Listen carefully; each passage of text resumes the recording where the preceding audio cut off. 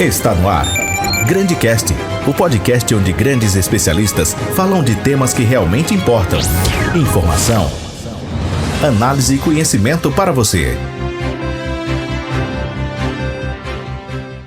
Muito bem, amigos da Grande FM, estamos chegando com mais uma edição do nosso GrandeCast. E claro, já convidamos você que está com a gente pelo nosso Facebook, marque seus amigos, compartilhe o nosso conteúdo, ajude a divulgar aqui a nossa programação. Mas vou te convidar também a você que está com a gente no nosso canal no YouTube, para que você deixe o seu like, ative aí o sininho de notificações para você receber uma notificação e acompanhar o programa sempre que for ao ar. Mas também quero que você se inscreva em nosso canal. Se inscrevendo em nosso canal Rádio Grande FM, aí no YouTube, você tem acesso aí aos outros episódios que já foram ao ar e conteúdos exclusivos para os nossos canais digitais. São muitos os temas à sua disposição. O nosso GrandeCast de hoje tem um assunto bastante interessante e que eu tenho certeza que você vai poder aprender muito aqui durante esta meia hora que nós vamos falar a respeito deste tema. Vamos falar um pouquinho de educação respeitosa. Você já parou para pensar um pouquinho do que esse tema trata? Nós vamos tentar desvendar aqui ao longo do nosso programa. E quem vai nos ajudar aqui no programa de hoje é a Marlene Paula Piovesani. Ela que é professora, empresária, tem vasta experiência na área da educação, vai junto com a gente aqui tentar mostrar de que forma a educação pode ser respeitosa, e ela vai muito além daquela educação propriamente dita lá na escola, com os professores, mas trazer um pouquinho também para o lar, para os pais, esse relacionamento que nós temos com os nossos filhos, aquele relacionamento que a gente tem, inclusive no trato com as pessoas. É importante a gente falar sobre esse tema, sobre esse assunto. Marlene, obrigado por estar com a gente. Muito bom falar a respeito disso e tentar desvendar um pouquinho do que parece, talvez para muitas pessoas, tão diferente. Como assim educação respeitosa? Quem tem educação geralmente já tem o respeito, né? Parece ser uma redundância, mas não, tem diferenças. E aliás, antes da gente entrar no tema, primeiro eu queria falar sobre você e sobre o teu trabalho, né? Queria que você contasse um pouquinho da tua trajetória na educação, como surgiu essa sua paixão pela educação e, sobretudo, que te levou a fundar, inclusive, uma das escolas aqui da Cidade de Dourados, a Pingo de Gente. O que te levou para este caminho? Boa tarde a todos os ouvintes. Eu sempre quis ser professora, né, desde pequena. Estudei para isso, fiz o magistério, depois fui fazer a faculdade de pedagogia. Sempre gostei muito dessa coisa do ensinar, né? Já tenho 26 anos de professora, de docente. Gosto muito e, na verdade, eu fui levada a ter essa escola, né? Quando eu vim para Dourados, a escola Pingo de Gente era de uma amiga. E eu vim para cá para dar aula. E depois de 3 anos, um pai de aluno comprou, me convidou para dirigir a escola. Eu dirigi, fiquei 3 anos dirigindo e depois apareceu a oportunidade de comprar a escola. Sim. Né? E daí eu fui então modificando as coisas que eu achava que precisavam ser modificadas. Inclusive uma delas foi colocar o lanchinho igual para todas as crianças na escola, né? Com o apoio da nutricionista que elaborava esse cardápio para nós, assim. Então, assim, a alimentação sempre foi uma preocupação muito grande minha, né? Fora todas as outras questões que a educação engloba. Como você disse, quando a gente fala em educação, a gente já associa a questão do respeito, mas uma coisa é a educação, outra coisa é o respeito e outra coisa é a educação respeitosa. Sim. Né? E é disso que a gente vai falar um pouquinho hoje. Vamos sim. E até interessante quando você enxerga a educação, enxerga a escola como gestora, como se fazer uma gestão diferente, porque hoje é muito comum essa questão da questão do nutricionista nas escolas, mas até esse tempo atrás a gente tinha realmente essa dificuldade. E quando se coloca isso do lanche igual para todo mundo, vai muito além daquela questão que é importante, a questão nutricional, mas essa própria questão de trazer a igualdade também entre os alunos, porque existiam muitas diferenças entre aquilo que um trazia, o outro trazia, e criança nem sempre sabe separar essas questões dessa forma. Então, ali você já começava a introduzir esse tipo de respeito também e de colocar a igualdade entre todos, né? Exatamente, isso é um ponto muito importante, porque é isso, né? A criança, ela não sabe, lógico que ela vai ter vontade, assim como nós adultos também temos vontades, né? Sim. Se a gente vê alguma outra comida diferente. Então, isso muitas vezes me incomodava, né? De ver, assim, uma criança, uma mãe que se preocupava com o lanche, mandava um lanchinho saudável, enquanto outra criança né, vinha com outros lanches, assim, né, nada saudáveis, e aquilo despertava a curiosidade e a vontade, às vezes, das crianças que nunca haviam comido aquilo, né, tomando refrigerante desde muito cedo. Então, aquilo me incomodava muito, né? Então, eu pensei, não, é uma escola, né? A gente sabe que a escola engloba muito mais do que conhecimentos científicos, né? Muito mais do que questões cognitivas. né? Ela é uma escola de tudo, a escola engloba todos os temas, né? E daí eu pensei, não, vamos igualar esses lanches, essa alimentação, porque além de ser saudável, todo mundo vai comer a mesma coisinha. Muito bem. Né? Então vamos avançar um pouquinho mais, aí vamos para a própria parte pedagógica em relação à própria educação em si. Você já me traz esse exemplo interessante como de gestão de escola, e aí a gente vai para aquilo que é o aprendizado. Porque a gente tem às vezes muito a educação direcionada, ou se fala muito a questão de disciplina, é aquele rigor que se traz, e pelo que eu estou entendendo aqui, o conceito, quando se fala de educação respeitosa, não vai muito por essa questão. Você pode obter o respeito do aluno pela forma como você educa. Seria mais ou menos isso que vai, digamos assim, direcionar o que é uma educação respeitosa? Exatamente. Na verdade, o termo usado, muito divulgado, é educação positiva, né? E eu gosto de chamar de educação respeitosa e educação de igual valor. Sim. Né? Porque é o respeito que você deve a qualquer pessoa, você também deve à criança. Sim. Por quê? Porque muitas vezes a gente age pela punição, age pela ameaça, e as crianças acabam fazendo as coisas por medo e não pelo respeito. Sim. Então, quando você tem uma relação de respeito com a criança, né? O que é isso? É permitir que as crianças façam tudo? Não, não é, né? Então, assim, a questão do respeito é totalmente diferente de deixar as crianças fazerem tudo. Sim. Mas é você escutá-la e validar o que elas estão sentindo, né? Então, assim, a criança pode querer um doce, né? Eu sei que você quer um doce, meu filho, mas agora não é o momento de você comer doce. Sim. Né? Você vai primeiro se alimentar, você vai comer bem e depois, né? Você pode comer um pouquinho de doce. É um acordo, é um respeito, é você validar o que ela está sentindo. Porque muitas vezes a gente quer falar, Paula, assim, não, você não vai comer doce pronto. Né? Sou eu que mando. Por quê? Porque nós crescemos dessa maneira. Né? Nós ouvimos muito enquanto criança, a criança não tem que querer. A criança chorava, engole o choro, você não tem motivo para chorar. E não, né? Então hoje a gente estudando até questões cerebrais mesmo, né? A neurociência mostra isso pra gente. O cérebro da criança está em constante desenvolvimento. Exatamente. Né? Então, assim, ela não faz aquilo por birra, né? Quantas vezes a gente escuta, não, está fazendo manha, não, está fazendo birra. E não, ela está reagindo a uma situação. Sim. Ela sabe naquele momento reagir dessa maneira. Então, como eu, adulto, tenho que agir? Eu tenho que estar regulado para eu ajudar essa criança a se autorregular. Sim. Né? E a criança ela só vai aprender isso com o tempo. Né? A ciência mostra pra gente que a gente tem até os 22, às vezes até os 25 anos para amadurecer. Olha só. Né? Então, e às vezes a gente cobra de uma criança de 2, 5, 6 aninhos que ela pare de chorar, que ela consiga se autorregular. Sim. E ela só vai conseguir se regular se ela tiver um adulto que ajude ela a entender aquilo e se autorregular. Sim. Então, não é fazer o que a criança quer, mas é validar o que ela está sentindo e mostrar respeito pelo que ela está sentindo. Mas não, meu amor, eu sei que você queria comer doce. Doce Sim. é muito gostoso mesmo. Sim. Eu também gosto.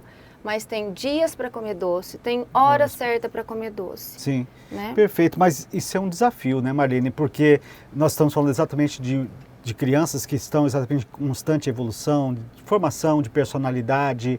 Às vezes os pais, como a gente acabou de falar, vêm de gerações diferentes e você modificar isso e tentar colocar isso na prática, não deixa de ser um desafio no nosso dia a dia, né? Não, é um desafio constante e a gente tem que entender que a gente vai errar.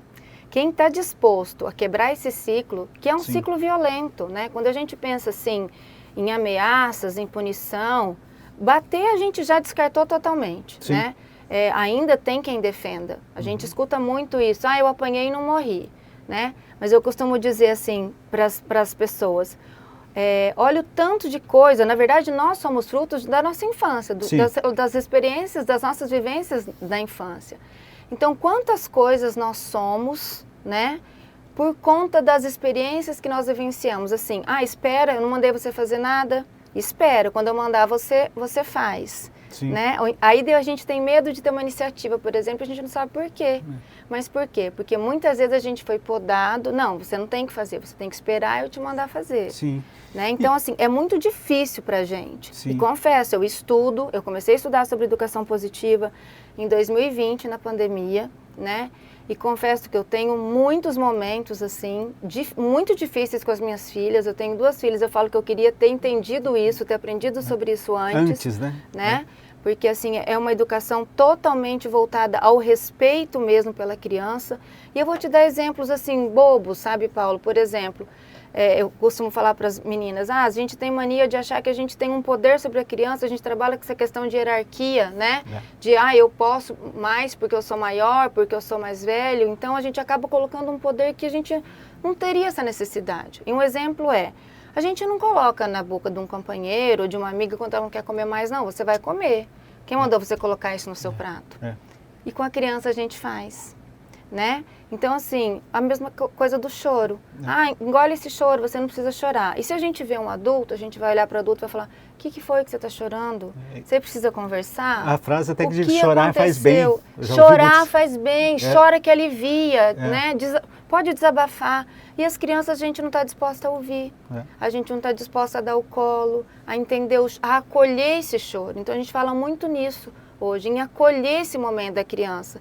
Sim. Porque se ela é acolhida, se ela é atendida nessa necessidade, ela vai se fortalecendo e vai crescendo um adulto independente. Então às vezes a gente pensa assim, nossa, a criança é muito dependente. Mas toda criança que é muito dependente quando pequena, vai se tornar um adulto mais independente. Sim.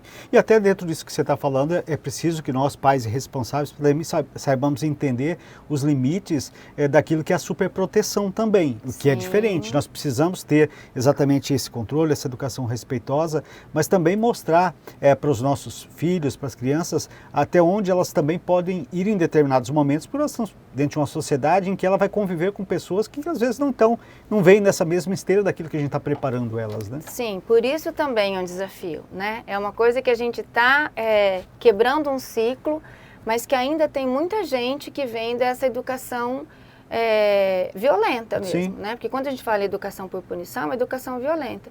Mas é exatamente ensinar isso aos nossos filhos, entendeu? Que vai ter gente assim, que tem pessoas que acreditam nisso, né? E daí trabalhar aquilo que a gente acredita que é certo, que são as diferenças e o respeito pela diferença. E você não precisa brigar para impor as suas vontades, né? Você vai colocar a sua vontade e vai respeitar a opinião do outro. Porque é isso que é importante, né? Mas isso, Paulo, assim, não é uma coisa da noite para o dia. Eu ia tocar exatamente nesse assunto. Isso é um processo, vai durar a vida toda e você vai ver isso depois, na resiliência, na empatia que eles vão ter, né? Nos gestos gentis mesmo com o outro, né? De acolher um amigo, de falar, não, tá tudo bem você ficar triste, né? Porque o que acontece? A gente tende a desvalorizar esses momentos, como se eles não fossem importantes, né?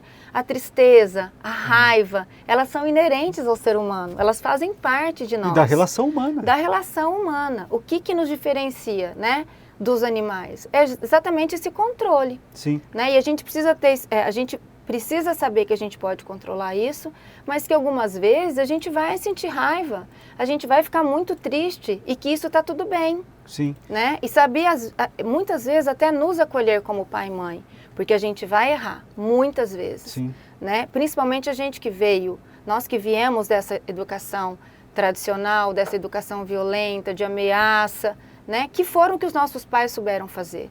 Né? E está tudo bem, mas hoje a gente tem acesso, a gente tem muita informação, a gente tem maneira de acessar isso, de estudar. Eu sei que ainda existe muita resistência em relação a isso, sabe? Quando eu começo a falar para algumas amigas assim, não, Marlene, você é muito boazinha. Eu falo, gente, não se trata de ser boazinha, se trata de ter um olhar para a criança respeitoso. Igual você trata um adulto, você tem que tratar uma criança. Sim. E aquilo que a gente diz, né? O respeito você não se impõe, você conquista, né? Exatamente. Isso dentro da nossa relação com as outras pessoas na sociedade e lá na nossa casa com os nossos filhos. Quantas vezes a gente não vê exemplos, por exemplo, de pais que estão dentro da mesma casa, dentro da própria educação do mesmo filho, em que a mãe, colocar a mãe, mas poderia ser o contrário também, o pai é mais rigoroso, está lá em cima, mas a criança faz e teme e tudo mais. O outro que às vezes nem tem esse contato, fala uma vez, a criança segue, não teve exatamente essa situação, exatamente porque conquistou o respeito de uma outra forma. Por que não os dois fazerem da mesma forma, né? Isso daí, assim, seria o ideal, né? Seria ideal que pai e mãe tivessem o mesmo olhar, o mesmo caminho, mas a gente sabe que é difícil, né? O que a gente percebe? Nos cursos que eu participo, né, nas lives, é sempre muitas mulheres, né? Porque a gente sabe que a mulher, ela é mais flexível, né? Ela é mais acessível a novas informações, né? O pai, infelizmente, tem essa cobrança da sociedade de ser duro, de ser firme. Muitas vezes ele acaba e o machismo confundindo... também, né, Mariana? Exatamente, Paulo. E muitas vezes ele acaba confundindo essa firmeza com brutalidade, com violência. E não significa isso. A gente precisa sim ser firme com as crianças. Elas precisam de firmeza, né? Elas precisam que você fale uma coisa e que você cumpra, que você mostre as coisas, as consequências que vai ter, né? Porque todos nós temos consequências das ações que nós fazemos, né? Das boas ou das ruins. Sim. E elas precisam saber disso desde pequenas. Às vezes a gente fala assim, não vou falar porque a criança não vai entender. Não, a criança vai entender. Lógico que de maneira simples, você não vai colocar a criança aqui e vai colocar ela para escutar um sermão de 20, 30 minutos, que ela não vai absorver. Está preparada para isso. Não vai absorver, ela não tem maturidade neurológica para isso. Sim. Né? Mas a gente precisa olhar para a criança com capacidade, é o que você estava falando, né? Muitas vezes a gente super protege, a gente acaba fazendo coisas para as crianças que elas poderiam fazer, só que no tempo delas. E isso também é uma questão de respeito. Né? Então, assim, quando a criança já sabe colocar uma roupa, mas você quer ir lá e colocar mais rápido porque você está sem tempo. Quando a criança pode comer sozinha, mas você não quer que faça bagunça, não quer que derrame a comidinha no chão, né? Você tira da criança essa autonomia, essa conquista da independência, essa credibilidade na capacidade que ela tem. Isso também é uma falta de respeito, porque é a mesma coisa da gente se colocar no lugar de fazer um negócio e a pessoa fala, não, deixa eu fazer. Sim. Né? Eu faço mais rápido, não, deixa eu fazer que eu sei fazer melhor, não, você não sabe fazer isso. Então, se a gente parar para pensar, a gente está o tempo todo fazendo com as crianças, isso com as crianças, né? Está o tempo todo falando com elas em maneira de ameaça. É difícil, Paulo, a gente identificar em qualquer lugar, né? No mercado, nas ruas, na igreja, assim, sabe? A gente escuta o choro, as pessoas já olham assim, tipo, meu Deus, é como se o choro fosse uma coisa ruim, né? E a gente precisa naturalizar esse choro, entender que a criança está chorando porque o corpinho dela precisa chorar. Né, que é o que você falou, quantas vezes a gente fala, chora, é bom chorar, né? E para a criança a gente trata de outra maneira. E aí, precisamos fazer a leitura do porquê chegou àquele ponto. E às vezes, até você falou agora há pouco, na sala da birra, da manha. A criança quando faz a birra e a manha é porque em algum momento aquilo para ela foi importante para ela resolver algo que ela queria. Exatamente. E que nós, como pais, como educadores, deveríamos ter entendido naquele momento e evitado que chegasse àquela situação. Ou seja, se ela faz hoje, é porque em algum momento, quando ela fez aquilo, resolveu o problema que ela tinha. E aí precisamos ter esse discernimento. Exatamente. Né? Ela vai usar o choro, ela vai usar a manha, a birra, né, que hoje a gente chama que a criança está desregulada, para chamar atenção muitas vezes. Muitas vezes a criança vai estar mais agitada, se está na escola pode bater no amiguinho para chamar atenção. Tem a questão da mordida quando as crianças são não verbais ainda, quando elas não falam, né, que é uma maneira, então assim, de expressar. Então sempre tem uma causa. Né? Nós pais, educadores, a gente tem que estar preparado para entender qual é essa causa. Se a gente entende a causa, a gente consegue ajudar a criança. Ô Mariana, mas a gente falou agora há pouco de desafios e a gente está dentro de um momento da nossa sociedade que é muito difícil. Quando você olha, porque a gente tinha no passado as crianças mais ativas, porque brincavam mais, que estavam na rua e tudo mais. Aí ficou essa geração nossa que ficou para trás, por ter sido feito de forma equivocada também, que agora a gente tem que resolver a coisa mais fácil. É você dar o celular, a criança vai para o quarto e você não tem essa socialização dessa criança, então você acaba perdendo um pouco isso, porque hoje os pais, às vezes, eles querem se livrar, entre aspas, dos problemas que os filhos podem causar, dando a eles aquilo que eles querem. Mas e quando essa criança vai para a sociedade? Quando ela vai para a escola? Quando ela vai tentar buscar o primeiro emprego? Ela perdeu essa relação de comunicação com a sociedade. Talvez, eu estou entendendo o que você está colocando, mas, ou seja, parece que a gente perdeu um pouquinho o time em relação a isso, não é não? Sim, é um grande desafio hoje, né, em relação às questões da tela. Né? É o que você disse, muitos pais usam o celular, o tablet como uma babá eletrônica, né? Porque a gente sabe que a criança, ela vai ficar ali. A criança com celular, com tablet, ela nem come, ela não tem nem fome, né? Porque ela condiciona o cérebro a manter aquele contato visual, auditivo ali, e ela é mesmo hipnotizada por isso, né? E daí, realmente, a gente percebe, às vezes, na escola, as crianças que vêm, e muito isso depois da pandemia, né, especialmente, que vieram para a escola com muita dificuldade na relação. É claro que a criança pequena, sim, é normal, né? Sim. Muitas crianças ficam mais, não têm contato com outras crianças, contato com outras pessoas, mas até as crianças maiores, sabe, Paulo? A gente percebeu muito isso, a dificuldade de se relacionar, a dificuldade na fala, Sim. a dificuldade para lidar com as coisas do dia a dia mesmo, né? Sim. Por quê? Porque são privadas dessa naturalidade Sim. do desenvolvimento mesmo, que é o brincar livre, que é o estar com outras crianças e lutar pelo espaço, lutar pelo brinquedo, lutar pela atenção, né? E aprendeu também a questão do não, né? Exatamente. Porque se lá dentro de casa você só tem sim para tudo que você faz e você vai numa escola que você tem que respeitar ali regras para conviver dentro da sociedade, vem os não, você não sabe lidar com eles. E a criança soube tudo, principalmente, né? Exatamente. O não faz parte da educação, né? Eu falo que educar é muito difícil mesmo, porque você falar sim é muito mais fácil, Sim. né? Mas o não, ele precisa fazer parte disso, da vida da criança. Só que quando a gente fala em educação respeitosa, a gente justifica isso. Eu ia falar sobre isso, não tem que vir com a contextualização, Exato. né? Tem gente que fala, mas Marlene, você explica muito. Falo, mas porque é direito dela explicar. É direito dela saber. É a mesma coisa pra gente. Ninguém vai falar não, simplesmente não.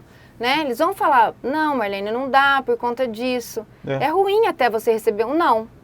Quem que aceita isso, não é, Paulo? Você quer sempre falar, mas por que não? A gente Vem sempre essa entender, pergunta. né? Até para saber como a gente vai se comportar, o que a gente precisa saber. Então, o não, ele é fundamental, o limite Sim. é fundamental, Sim. né? Para a vida da criança. Ela precisa disso até para se sentir amada. Sim. A criança que ela é deixada fazer tudo, a gente chama que até uma negligência. É a gente ser negligente, né? É aceitar as coisas erradas também, porque a criança ela não tem noção disso. E aqui fora, se você recebe muito mais nãos do que sims. Exatamente. E você precisa conquistar os sims. O não você tem sempre. Então, eu penso parte desse princípio.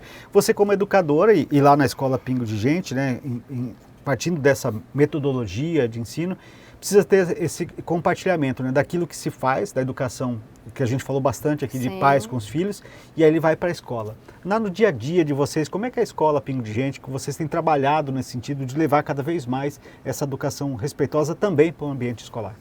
Bom, a gente fala isso inicialmente para os pais, né, que chega para conhecer a escola, a gente já apresenta sobre isso, porque não são todos que compartilham dessa ideia. E depois, durante todos os dias, é isso, Paulo. A criança que chora, a gente acolhe, a gente dá o colo, a gente ajuda a criança a entender por que ela está chorando, o porquê que ela está brava. Né? Eu sei que você queria o brinquedo do Pedro, por exemplo, mas esse brinquedo é do Pedro, né? Porque a gente escuta muito, é muito comum a gente escutar assim, tem que dividir. Né? E daí eu volto a falar pra gente.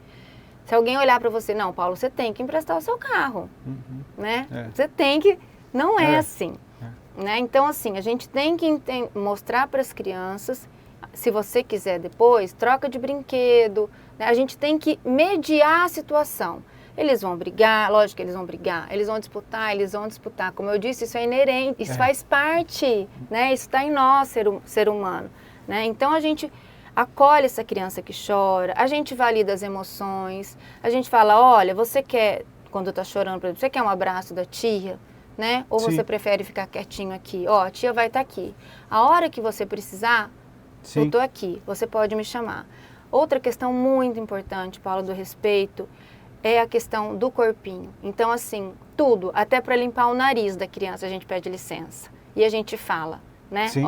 Meu amor, a tia pode limpar seu nariz? Né? Se a criança faz assim, a gente limpa, ou então ela pede o papel e ela vai limpar do jeitinho dela, e a gente fala, peraí, só um pouquinho, a tia vai tirar aqui. Vai trocar? A mesma coisa, meu amor, vamos trocar? Vamos tirar essa fraldinha suja, vamos colocar uma fraldinha limpa para você ficar limpinho, cheiroso. Isso mostra o respeito que você tem pelo corpinho dela, desde muito cedo. E isso, inclusive, evita que essa criança seja violentada muitas vezes. Porque ela vai aprender os limites de permissões. Exatamente, tipo, você não pode, né? Eu aprendi que não pode, né? Meu professor, minha mãe, meu pai pediam licença para trocar em mim. Então, você não pode relar em mim. Né? Porque muitas vezes, infelizmente, as crianças passam por isso e ainda se sentem culpadas. Né? Então, assim, é esse o cuidado, é isso a educação respeitosa. Você viu como ela é abrangente? Mas aí a gente também eu entendo que isso deveria fazer parte da educação como um todo, de escolas públicas, que a gente sabe que pelos desafios que a gente tem do professor de trabalhar no dia a dia, é até desumano a gente cobrar isso deles, né? No teu caso, o teu corpo docente ele é preparado para isso, né? Você tem lá professores dentro de uma sala com mais de 20 alunos, com personalidades diferentes, dentro de uma fase que está realmente em completa evolução.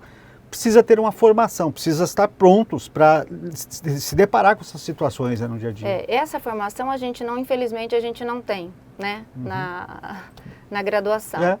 Então, são coisas que a escola foi percebendo a necessidade e foi dando essa capacitação para os profissionais mesmo, né?